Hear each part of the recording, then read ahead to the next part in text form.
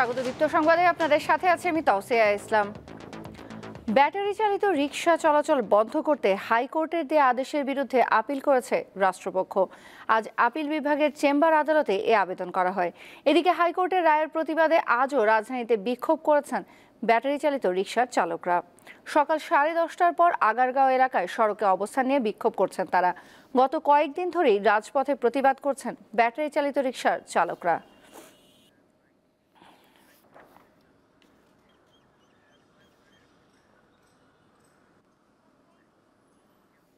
ছাগলকাণ্ডে আলোচিত এনবিআরের সাবেক কর্মকর্তা মতিউর রহমান হাইকোর্টে সুবিধা করতে পারলেন না। বিদেশে যাওয়ার অনুমতি চেয়ে আজ হাইকোর্টে রিট করেছেন তিনি, কিন্তু রিটটি উত্থাপিত হয়নি মর্মে আদালত খারিজ করে দিয়েছে। গত কুরবানির ঈদে মতিউর রহমানের ছেলে 12 লাখ টাকায় একটি ছাগল কিনে আলোচনায় আসেন। অবশ্য মতিউর রহমান দাবি করেছেন ছেলেটি তার নয়।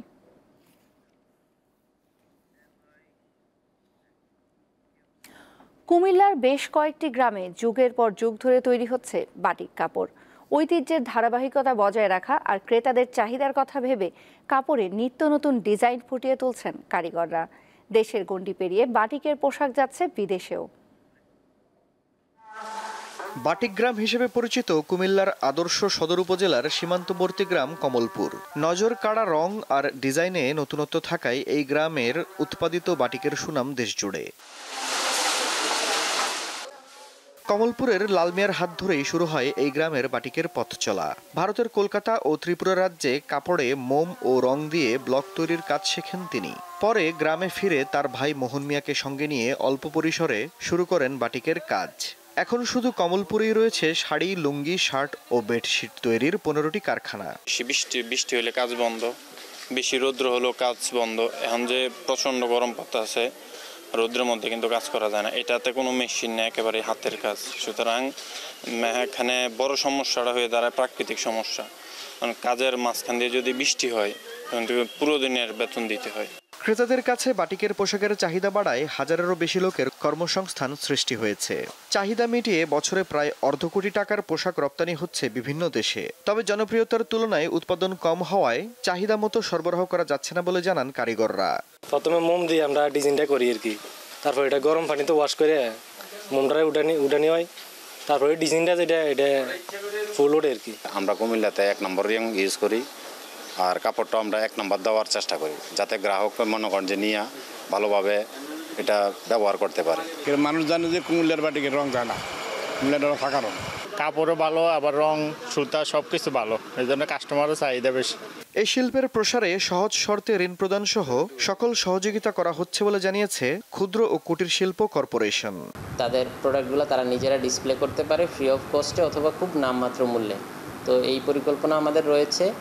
আর ঋণের বিষয়টা হচ্ছে তাদেরকে গ্রুপ করে গ্রুপের মাধ্যমে তাদেরকে ঋণ দেওয়ার একটা পরিকল্পনা রয়েছে আমাদের। বাটিক এখন শুধু কমলপুরেই সীমাবদ্ধ নেই। জেলার আনন্দপুর, গলিয়ার, বিবির বাজার ও বিটেল্লা গ্রামেও গড়ে উঠেছে অন্তত 10টি কারখানা। দীপ্ত বার্তা কক্ষ। যতদূর চোখ যায় শুধুই লাল শাপলার চোখ ধাঁধানো সৌন্দর্য। হবিগঞ্জের চুনারুঘাট উপজেলায় এই শাপলার বিল মুগ্ধ করছে দর্শনার্থীদের।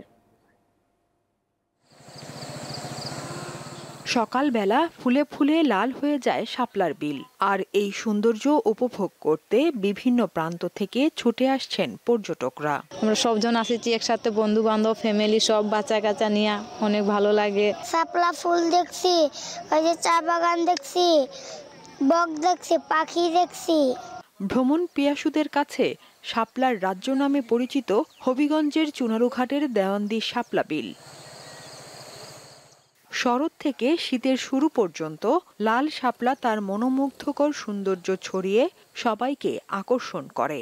শাপলা বিলে ঘুরে বেড়ানোর পাশাপাশি চারিদিকে পাহাড়ের অপরূপ সৌন্দর্য সহজেই কেড়ে নেয় পর্যটকের মন। চা বাগান একের ভিতর দুই, যেমন সৌন্দর্যের প্রতীক এই চা বাগান, আবার সৌন্দর্যের প্রতীক শাপলা, জাতীয় ফুল শাপলা। মানুষের কাছে শুনি যে জায়গাটা অনেক ভালো, তাই আজকে আমরা নিজেও আসছি এখানের মধ্যে। রাতে শাপলা ফোটে, তাই সকালে শাপলা হাতে নিয়ে ছবি তোলায় ব্যস্ত হয়ে পড়েন দর্শনার্থীরা। বিকেলেও ঘুরতে আসেন অনেকে। আবার আশা করি আমার বান্ধবী ওরা সবাইকে নিয়ে এই জায়গাতে আসবো আবার ঘুরতে। প্রচুর ফুল কিন্তু দর্শনার্থীরা এসে ছিঁড়ে নিয়ে যাচ্ছেন, এটা কিন্তু আমাদের পরিবেশের জন্য খুবই একটা বিপর্যস্ত একটা বিষয়।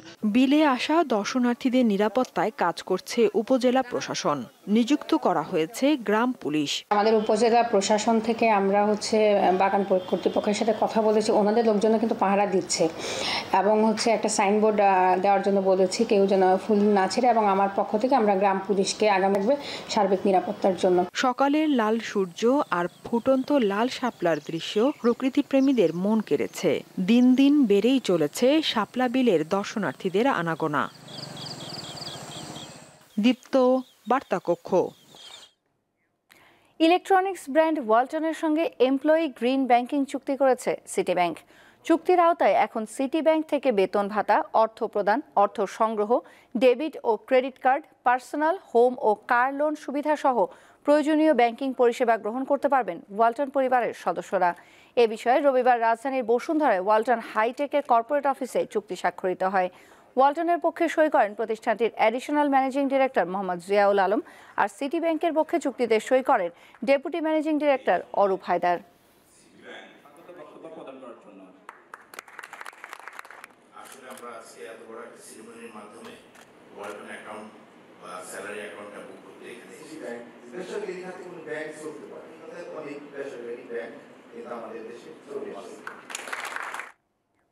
দেশের বাইরের খবর। ইসরায়েলের তেল আবিব সহ বিভিন্ন স্থানে ৩ শতাধিক রকেট ও ড্রোন হামলা চালিয়েছে লেবাননের সশস্ত্র গোষ্ঠী হিজবুল্লাহ। এতে অন্তত 11 জন আহত হয়েছেন।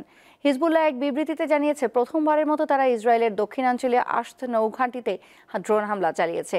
এছাড়া অত্যাধুনিক তেল আবিবের একটি সামরিক লক্ষ্যবস্তুতেও হামলা চালানো হয়েছে। একই সময়ে তেল আবিবের উপকণ্ঠে একটি গোয়েন্দা ঘাঁটিতে ক্ষেপণাস্ত্র ছুঁড়েছে হিজবুল্লাহ। পাল্টা হামলা চালিয়েছে ইসরায়েল। লেবাননে হিজবুল্লাহর স্থাপনা লক্ষ্য করে চালানো হামলায় বেশ কয়েকজন হতাহত হয়। পরিস্থিতি বিবেচনায় জানুয়ারি পর্যন্ত বৈরুতের সব স্কুল বন্ধ ঘোষণা করা হয়েছে।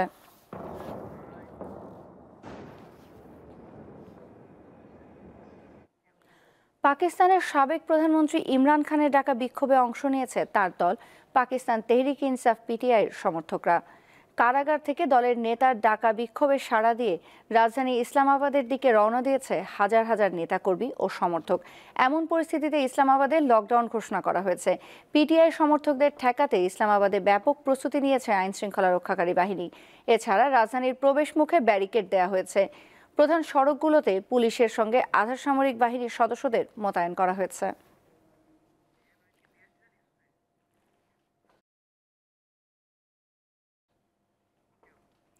ইউক্রেন যুদ্ধে রাশিয়ার হয়ে লড়বে উত্তর কোরিয়ার সেনারা। প্রশিক্ষণও নিচ্ছে তারা। কোরিয়া শুধু রাশিয়াকে সেনা পাঠায়নি, এর জন্য জ্বালানির তেল দিতে হবে রাশিয়াকে। যুক্তরাজ্য ভিত্তিক একটি অলাভজনক গবেষণা গোষ্ঠী ওপেন সোর্স সেন্টারের স্যাটেলাইট চিত্র বিশ্লেষণ করে এমন তথ্য পাওয়া গেছে বলে জানিয়েছে বিবিসি। উত্তর কোরিয়া ইউক্রেন যুদ্ধে ইন্ধন যোগাতে মস্কোকে যে অস্ত্র ও সেনা পাঠিয়েছে তার জন্য তেল পাঠিয়েছে রাশিয়া। বিবিসির তথ্য বলছে, রাশিয়া চলতি বছরের মার্চ থেকে উত্তর কোরিয়াকে 10 লাখ ব্যারেলেরও বেশি তেল সরবরাহ করেছে বলে ধারণা করা হচ্ছে। স্যাটেলাইট চিত্রগুলোতে দেখা যায় গত 8 মাসে 1 ডজনেরও বেশি উত্তর কোরিয়ার তেলের ট্যাঙ্কার মোট 43 বার রাশিয়ার একটি তেল টার্মিনালে গিয়েছে। সমুদ্রে জাহাজের তোলা আরও ছবিতে দেখা যায় ট্যাঙ্কারগুলো খালি আসছে এবং প্রায় পূর্ণ হয়ে ফেরত যাচ্ছে। সেনা তেল বিনিময়ের এই প্রক্রিয়াটি জাতিসংঘের নিষেধাজ্ঞা লঙ্ঘন করেছে। উত্তর কোরিয়ার কাছে তেল বিক্রিতে নিষেধাজ্ঞা রয়েছে। পারমাণবিক অস্ত্র তৈরি করা থেকে বিরত রাখতেই এই নীতি করা হয়েছে। উত্তর কোরিয়া বিশ্বের একমাত্র দেশ যার খোলা বাজারে তেল কেনার অনুমতি নেই। জাতিসংঘ দেশটির জন্য যে পরিমাণ তেল পাওয়ার নিয়ম করে দিয়েছে তা প্রয়োজনের তুলনায় অনেকটাই কম। ওপেন সোর্স সেন্টারের তথ্য মতে 2024 সালের 7 মার্চ প্রথমবারের মতো উত্তর কোরিয়ায় তেল পাঠায় রাশিয়া। এর 7 মাস পর পিয়ংইয়ং মস্কোকে অস্ত্র পাঠায়। এই ধারা অব্যাহত আছে।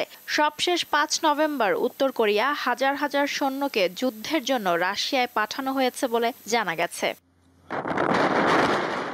যুক্তরাজ্যের পররাষ্ট্র সচিব ডেভিড ল্যামি বিবিসিকে জানিয়েছেন, ইউক্রেনে যুদ্ধ চালিয়ে যাওয়ার জন্য রাশিয়া তেলের বিনিময়ে সেনা ও অস্ত্রের জন্য উত্তর কোরিয়ার ওপর ক্রমেই নির্ভরশীল হয়ে পড়েছে। কোরীয় উপদ্বীপ, ইউরোপ এবং ইন্দো প্যাসিফিকের নিরাপত্তার ওপর যা সরাসরি প্রভাব ফেলছে। তবে এখন পর্যন্ত রাশিয়ার পররাষ্ট্র মন্ত্রণালয় এ বিষয়ে কোনো মন্তব্য করতে রাজি হয়নি। লুৎফা ফৌজিয়া, দীপ্ত, বার্তাকক্ষ। লেগানেসের বিপক্ষে ৩-০ গোলের জয় পেল রিয়াল মাদ্রিদ। তাতে পয়েন্ট টেবিলে বার্সার আরও কাছে চলে এলো বর্তমান চ্যাম্পিয়নরা। স্প্যানিশ লা লিগার ম্যাচে লেগানেসের মাঠে ম্যাচের পুরো সময় একতরফা নিয়ন্ত্রণ ছিল রিয়ালের কাছেই। ভিনিসিয়াস আর এমবাপ্পেকে জায়গা। এই ছিল এখনকার মতো। এরপর নিউজ আপডেট দুপুর 2টায় দেখার আমন্ত্রণ রইল। এছাড়া অনলাইনে আরও নতুন নতুন তথ্য পেতে যুক্ত থাকুন দীপ্ত ডিজিটাল প্ল্যাটফর্মগুলোতে।